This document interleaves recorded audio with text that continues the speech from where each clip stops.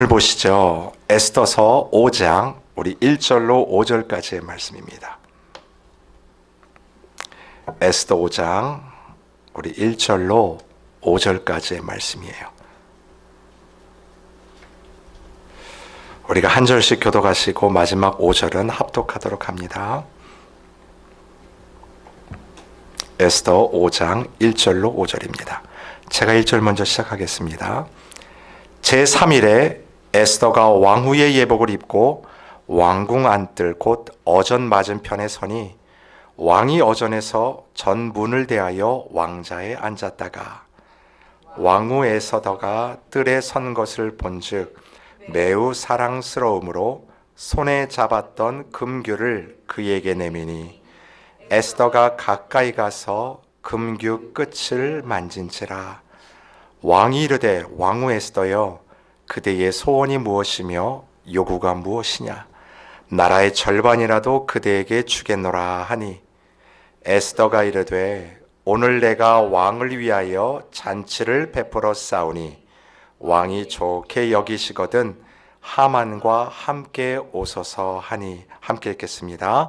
왕이 이르되 에스더가 말한 대로 하도록 하만을 급히 부르라 하고 왕이 하만과 함께 에스더가 베푼 잔치에 가니라. 아멘. 오늘 이 말씀 하에 우리 하나님의 일하심이라는 제목 가지고 말씀을 나누도록 하겠습니다. 여러분, 본문은요 10장으로 구성이 되어 있는 이 에스더서 중에서 가장 긴장이 되는 부분이라고 생각이 됩니다. 우리 읽는 성도들로 하여금 손에 땀을 쥐게 하는 장면이에요. 왜냐하면 이 왕후 에스더가 허락 없이 아하수에로 왕 앞에 나가는 장면이기 때문입니다. 자칫 잘못하면 우리 에스더 1장에 나왔던 것처럼 와스디 그 왕후가 폐위가 되는 것처럼 혹 이 일을 통해서 에스더가 폐위가 되지는 않나. 아니, 목숨이 실은 끊어지는 것은 아닌가. 여러분, 당시 아하수에로 왕은요 변덕이 심한 왕으로 성격이 굉장히 괴팍하고 다혈질했다는 왕으로 유명합니다. 기분에 따라서 일을 처리했던 왕의 성정을 본다면 자신의 허락 없이 자기 앞으로 나오는 그 에스더를 용납 못하고 폐위시킬 수도 충분히 있습니다. 이 아하수에로 왕은요 성격이 괴팍할 뿐만 아니라 음주 가무를 너무 좋아했어요. 에스더서를 보시면요 이 왕이 얼마나 이 잔치를 좋아했는지 장장 180일을 하루도 쉬지 않고 연회를 엽니다. 그리고 180일이 다 되니까 그게 아쉬워가지고 끝내는 게 너무 아쉬워서 마지막으로 일주일 7일을 더 잔치를 벌였던 왕이 이 아하수에로 왕이에요. 여러분, 그러다 보니까 주위에서 상황에 따라 변하는 왕의 심기를 살피는 게 여간 힘든 게 아닙니다. 그런데 그가 어떤 이유에서인지 모르지만 하만이 내놓았던 그 계책이 있지 않습니까? 유대인을 말살하려는 그 음모에 허락을 해버린 거예요. 그 결과 포로 생활 중인 이스라엘 백성은 이제 죽을 날만을 딱 받아놓고 그 날을 기다리는 형편, 이게 바로 에스더의 배경입니다.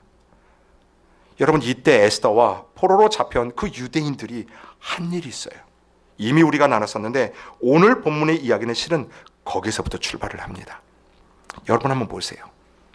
당신은 가서 수산에 있는 유다인들을 다 모으고 나를 위하여 금식하되 밤낮 3일을 먹지도 말고 마시지도 마소서. 모르드게가 전해왔던 그 이야기를 듣고 이 에스더가 무엇라고 이야기를 하냐면 가가지고 금식을 하십시오. 며칠을 금식해요? 3일을요. 나도 그러할 테니 모든 유대 백성들에게 선포하여 3일을 먹지도 마시지도 말고 기도를 해 주십시오. 그리고 난 다음에 내가 죽으면 죽으리라 하고 그 왕 앞에 나아가겠습니다. 여러분, 그들이 이 어려움 속에 한 일은 기도하는 일이었어요. 3일 동안 물 한 모금 목으로 넘기지 않고 하나님 앞에 엎드렸고요. 그리고 그들이 준비로 나갔던 장면입니다. 그래서 오늘 본문 1절을 한번 보세요. 제3일에. 여러분, 이 3일이라는 단어가 그렇게 표현이 중요하다고 생각이 돼요. 제3일에 어떤 일이 벌어졌냐면 에스더가 왕후의 예복을 입고 왕궁 안뜰에 들어갑니다. 그리고 아하수에로 왕이 보이는 큰 문 앞에 딱 서 있는 거예요. 여러분, 왜 오늘 본문이 읽는 우리로 하여금 손에 땀을 쥐게 하냐면 드디어 기도의 결과가 어떻게 드러나는지를 확인할 수 있는 순간이기 때문에 그렇습니다. 그들이 지금 금식하고 중보기도하고 에스더도 똑같이 기도하면서 이제 죽음을 각오하고 왕 앞에 딱 나가는데, 여러분 보세요. 그들이 했던 기도가 이 상황 가운데 어떻게 응답이 되고 결과로 드러났는지가 확인되는 장이 바로 5장이라는 거예요. 그런 의미에서 이 5장은 믿음의 결단을 가지고 기도로 나갔던 자들이 그 결과가 어떠했는지를 말해주는 너무나도 중요한 순간입니다. 여러분, 이 백성들이 자기의 뜻을 가지고 기도할 힘이나 있겠습니까?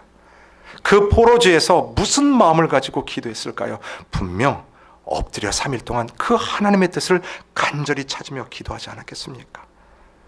여러분, 그 결과 오늘 놀라운 기도의 응답이 드러납니다. 저는 두 가지로 여러분에게 이것을 좀 말씀드리고 싶은데, 첫째는 어떤 기도의 응답을 그들이 받았냐면 환경을 열어주시는 결과로 그들이 응답을 받아요. 환경을 열어주시는 방법이 하나님의 응답이라는 겁니다. 2절을 보시면 이렇게 되어 있죠. 함께 읽겠습니다. 시작.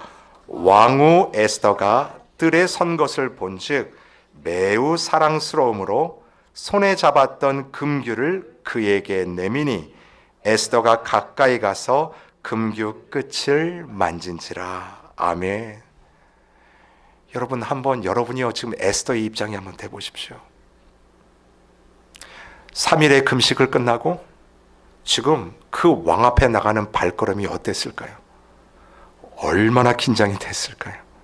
실은 얼마나 두렵고 떨렸을까요?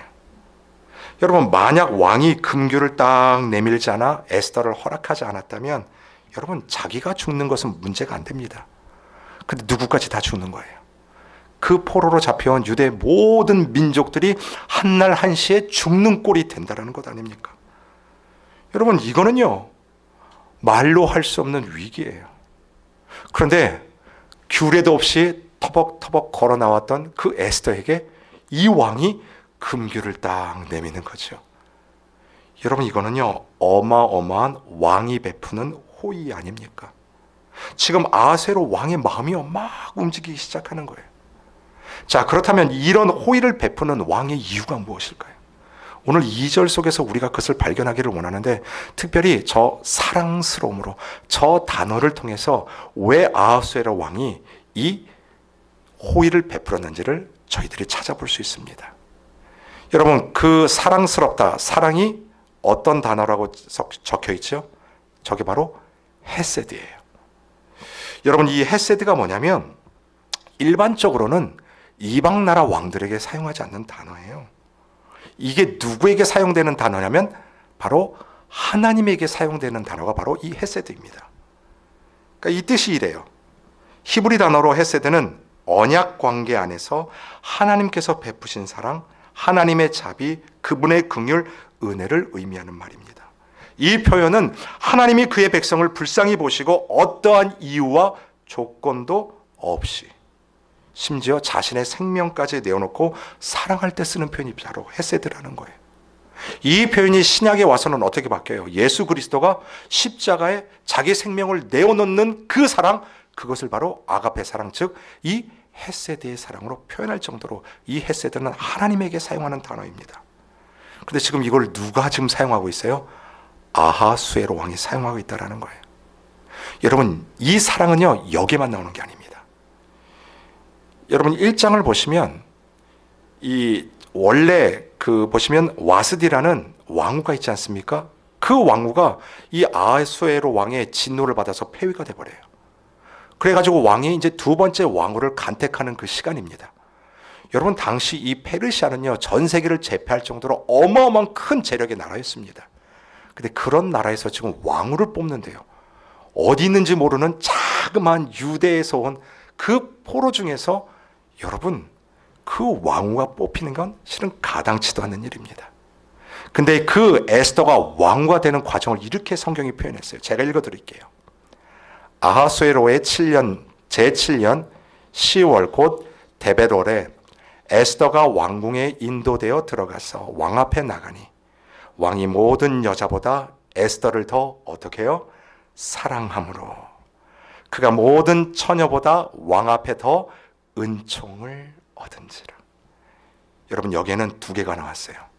사랑함으로, 그리고 그 밑에 은총을 얻었다라는 거죠. 여러분, 지금 이 에스더서를 쓰고 있는 저자는 실은 이거를 말하고 싶은 거예요. 아하수에로 왕이 에스더를 바라보는 그 호의의 배경에 누가 있다는 것을 이야기하는 겁니까? 바로 하나님의 헤세드가 있다라는 거예요. 비록 변덕이 심하고 상황에 따라 이리저리는 변하는 그 왕이라 할지라도 지금 그를 움직이시는 분은 살아계신 하나님 되신다라는 겁니다. 호의를 베풀고 상황을 반전시키는 주제가 바로 하나님 당신이라는 것을 지금 이 저자가 말하고 있는 거예요. 여러분, 이 하나님의 사랑이 내가 겪는 환경을 열어주신다라는 겁니다. 상대방의 마음을 여는 호의를 통해서라도 내가 겪는 그 문제를 해결할 실마를 여신다는 뜻입니다. 그리고 그 열림의 은혜는 우리를 무엇을 통해서 그 은혜를 경험케 하냐면 바로 우리가 엎드리는 이 기도를 통해서 그것을 경험케 하신다라는 거예요. 그래서 여러분, 오늘 우리가 이 자리에서 하나님 앞에 엎드리는 그 성도의 기도가 너무나도 중요하다라는 것입니다. 저는 이것이 우리 성도들 삶에 능동성을 준다라고 믿어요. 여러분 보세요. 지금 에스더의 목숨이 누구 손에 달려있는 것처럼 보입니까? 아하수에로 왕에게 달려있는 것처럼 보이죠. 여러분, 어쨌든 그 앞에 나간 이 에스더는요, 자기를 요구를 읍소를 해가면서까지 얻어내야 되는 실은 피동적인 모습으로 설 수밖에 없는 그 상황이에요. 근데 여러분, 본문 3절을 자세히 한번 보세요. 실은 이게 바뀌어요. 주객이 전도가 되는 상황을 우리가 보게 됩니다. 3절 제가 읽어드립니다. 왕이 이르되 왕후 에스더여, 그대의 소원이 무엇이며 요구가 무엇이냐. 함께 읽겠습니다. 시작. 나라의 절반이라도 그대에게 주겠노라 하니. 자, 이게 지금 에스더에게 지금 왕이 하는 얘기입니다. 뭐라고 얘기하냐면, 그래, 규례를 네가 어기고 온 거 보니까 분명히 무슨 피치 못할 사정이 있겠구나. 아니면 분명히 나에게 무슨 부탁이 있겠구나. 그래, 한번 너의 요구가 무엇인지 내가 드러나 보자. 여기까지는 여러분 실은 이해할 수 있어요. 근데 그 다음에 왕이 뭐라고 덧붙였어요? 나라의 절반이라도 너에게 주겠다. 아니, 여러분, 에스더가 뭘 요구할 줄 알고 이러는 얘기를 할까요? 실은 에스더는 한마디도 꺼내지 않습니다. 여러분, 이 모습을 보십시오. 실은 에스더보다 누가 더 적극적이에요? 왕이 더 적극적이라는 거예요. 에스더는 자기 것을 와서 읍소를 해야 되는 상황임에도 불구하고 하나님이 그 상황을 어떻게 바꾸시냐면, 이 상황을 누가 능동적으로 끌고 가고 있어요?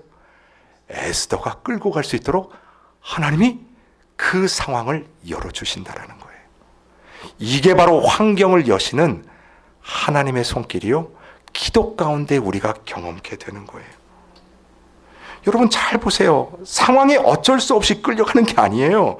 영적인 눈을 딱 뜨니까 이 상황은 끌려가는 게 아니라 누가 인도해요? 하나님이 인도하시고, 그 하나님의 인도를 누구의 손에 의해서? 에스더를 통해서 아주 능동적으로 착착 전진해 가고 있다는 거예요. 여러분, 제가 이렇게 말씀드리는 이유는 5절 때문에 그렇습니다. 같이 읽습니다. 시작. 왕이 이르되 에스더가 말한 대로 하도록 하만을 급히 부르라 하고, 이에 왕이 하만과 함께 에스더가 베푼 잔치에 가니라.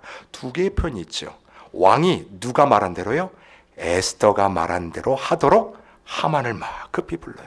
뿐만 아니라 에스더가 계획하고 말한 대로 잔치에 참여하겠다라는, 누가 능동적으로 이 상황을 끌고 가게 만드시냐면 에스더가 그 상황을 끌고 가게 하신다라는 거죠. 사랑하는 성도 여러분, 이것이 바로 우리를 향하신 하나님의 일하심입니다. 우리가 언제까지 세상에 끌려다닐까요? 우리가 오늘도 신앙생활하면서 언제까지 환경만을 탓하면서 이러지도 못하고 저러지도 못하는 실은 그런 피동적인 삶을 살아가겠습니까? 맞아요. 때로는 우리가 겪는 어려움이 숨도 못 쉬게 하는 상황인 거, 우리가 그런 일 당할 때도 있어요. 근데 보십시오. 우리가 이 부분을 이미 엘리사와 게하시의 부분에서 나누지 않았습니까? 아람 군대가 나를 둘러싸고 있는 게 눈으로 보니까 어때요? 숨을 못 쉬죠. 그때 엘리사가 이 게하시를 위해서 기도하잖아요. 하나님, 저의 영의 눈을 열어주십시오. 그때 게하시가 무엇을 봤습니까? 아람 군대보다도 더 많은 내 뒤에서 역사하시는 그 하나님의 천군 천사를 보지 않았습니까? 사랑하는 성도 여러분, 그 영안이 저와 여러분의 영안이 되기를 주님의 이름으로 축원을 드립니다. 여러분, 오늘 이 에스더의 모습을 통해 우리에게 주시는 메시지는 분명해요. 삶의 주도권을 회복하고 능동적으로 살아갈 수 있도록 쓰임받는 방법, 그것이 바로 하나님 앞에 엎드리는 기도라는 것입니다. 그 기도를 붙잡고 여러분 삶의 자리로 나아가십시오. 하나님께서 열어주시는 환경을 기도를 통해 경험해 보라는 것입니다. 그런 의미에서 사도 바울이요, 빌립보에서 이런 고백하지요. 우리 함께 읽도록 하겠습니다. 시작. 아무것도 염려하지 말고 다만 모든 일에 기도와 간구로 너희 구할 것을 감사함으로 하나님께 아뢰라. 그리하면 모든 지각에 뛰어난 하나님의 평강이 그리스도 예수 안에서 너희 마음과 생각을 지키시리라. 아멘. 이 말씀대로 환경을 열어주시는 기도의 응답이 여러분들 가운데 넘쳐나기를 바랍니다. 이게요, 기도 가운데 누리는 첫 번째 응답이에요. 자, 그렇다면 에스더가 기도를 통해 두 번째 어떤 기도의 응답을 얻었을까요? 두 번째는 이겁니다. 바로 그 상황을 대처할 수 있는 지혜를 얻는 거예요. 여러분, 하나님께서는요, 여러분이 어떠한 상황 가운데 처했든지 그 상황을 잘 극복하고 잘 해결할 수 있도록 무엇을 허락하시는 분이냐면 지혜를 허락하시는 분입니다. 여러분, 3절과 4절을 다시 한번 볼게요. 한번 잘 따라오세요. 왕이 이르되 왕후 에스더여, 그대의 소원이 무엇이며 요구가 무엇이냐? 나라의 절반이라도 그대에게 주겠노라 하니. 자, 잘 보세요. 제가 아까 전에 말씀드렸지만 지금 에스더는 굉장히 두렵고 떨리는 마음으로 지금 왕 앞에 나간 거예요. 근데 막 긴장된 상태로 왕 앞에 딱 섰는데, 아니 이거 생각지도 못한 왕의 호의가 막 베풀어지는 거죠. 막 목숨을 살려주는 것뿐만 아니라 나라의 절반까지도 나에게 딱 주겠다라고. 여러분, 이 얘기를 딱 들으면 많은 사람들이요, 어지간하면 이런 호의를 받으면 뭐가 풀어지냐면 긴장이 다 풀어집니다. 그리고 목숨에 대한 안심이 생기는 거예요. 자, 긴장이 풀리고 호의를 받으니까 여러분 그 다음에 뭐가 나오는지 아십니까? 참았던 막 눈물이 터져 나오고 막 서름이 복받쳐 오는 거예요. 왕이시여, 내가 도대체 왜 어떤 일로 이 자리까지 규례도 없이 나왔는지 아십니까? 하면서 막 두서없이 이야기했을 법도 합니다. 여러분, 우리가 그런 경험들 없습니까? 참 많아요. 그것 때문에 실수하고 그 상황 가운데 말의 실수, 행동의 실수를 우리가 할 때가 참 많지 않습니까? 근데 그 4절 뒤를 보면 에스더가 이렇게 얘기를 합니다.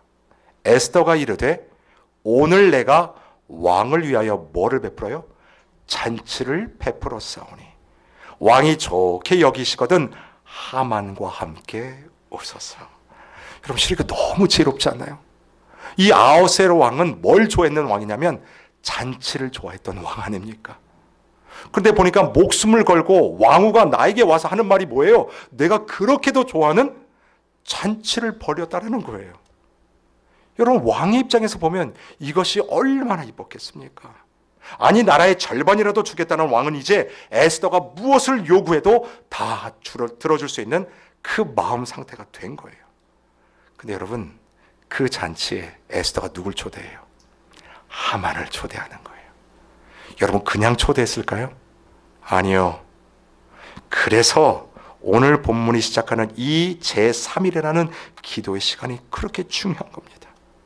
실은 에스더가 기도로 준비한 거예요. 기도 중에 이 상황을 살피고 생각하고 결국 하나님이 주신 지혜로 이 문제들 어때요? 착착착 대처해 나가고 있다는 거예요. 우리가 이 부분을 한 2번에 더 걸쳐서 수요 시간에 나누들 겁니다. 이것이 뭐냐면 바로 기도 중에 하나님이 우리에게 주시는 응답, 지혜라는 거예요. 여러분, 실은 저의 기도 제목 중에도 바로 이게 저희 기도 제목입니다. 하나님, 정말 이런 지혜를 주십시오. 사역을 잘 감당할 수 있는 지혜를 주시고 만나는 모든 성도님들에게 하나님의 마음과 뜻을 잘 전할 수 있도록 하나님 붙잡아 주세요. 오늘 본문에 보니까 이 에스더는 하나님의 헤세드를 사랑에 받아서 삶의 위경을 잘 대처할 수 있는 그 지혜를 주셨다고 하는데, 사역의 현장 가운데 은혜로 불러주셨으니 하나님, 저에게도 모든 환경을 대할 수 있는 지혜를 주십시오. 신은 엎드릴 때마다 그 기도 드려요. 근데 이건 저를 향한 기도뿐만이 아니에요. 성도님들을 향한 이 기도에도 이 기도가 묻어나는 겁니다.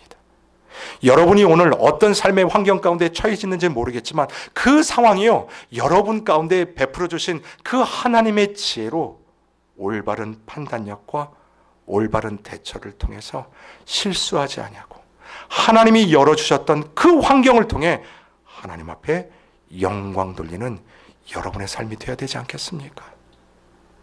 여러분, 그래서 야고보서 1장 5절에 이렇게 고백합니다. 함께 읽겠습니다. 시작. 너희 중에 누구든지 지혜가 부족하거든 모든 사람에게 후히 주시고 꾸짖지 아니하시는 하나님께 구하라. 그리하면 주시리라.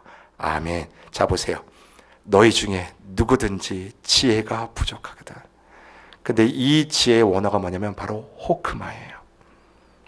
이 뜻이 뭐냐면 단순히 머리로 하는 지식을 넘어 삶의 모든 영역에서 바르게 판단하고 바르게 행동하는 능력, 특별히 세상의 문제를 해결해가는 지혜의 능력을 이야기할 때 쓰는 단어가 저 호크마예요. 여러분, 저와 여러분에게 이 호크마의 지혜의 능력이 충만케 되기를 바랍니다. 우리가 살아가는 삶을 전쟁터라고 표현하는 이유가 있습니다. 우리가 주일마다 에베소서를 통해서 영적인 전투를 선포하며 그 하나님의 능력을 부르짖는 이유가 뭡니까? 여러분, 우리가 살아내는 삶이 쉽지 않다는 것을 전제로 하기 때문에 그렇지 않습니까? 그래서 우리에게 뭐가 필요해요? 지혜가 필요한 거예요. 우리에게 무엇이 필요하냐면 바로 하나님이 주시는 사리를 잘 판단하고 분별하여 그 상황 가운데 하나님의 뜻을 구별할 수 있는 호크마가 저와 여러분에게 필요하다는 것입니다. 사랑하는 성도 여러분, 오늘 이 밤이 그 하나님의 지혜를 간구하는 시간이 되기를 바랍니다. 하나님께 묻기를 바라고, 그리고 하나님이 주신 그 지혜로 여러분이 처해 있는 그 삶의 위경들을 헤쳐나가는 피동적인 삶이 아니라 능동적으로 여러분의 삶을 헤쳐나갈 수 있기를 주님의 이름으로 축원드립니다. 아멘. 여러분,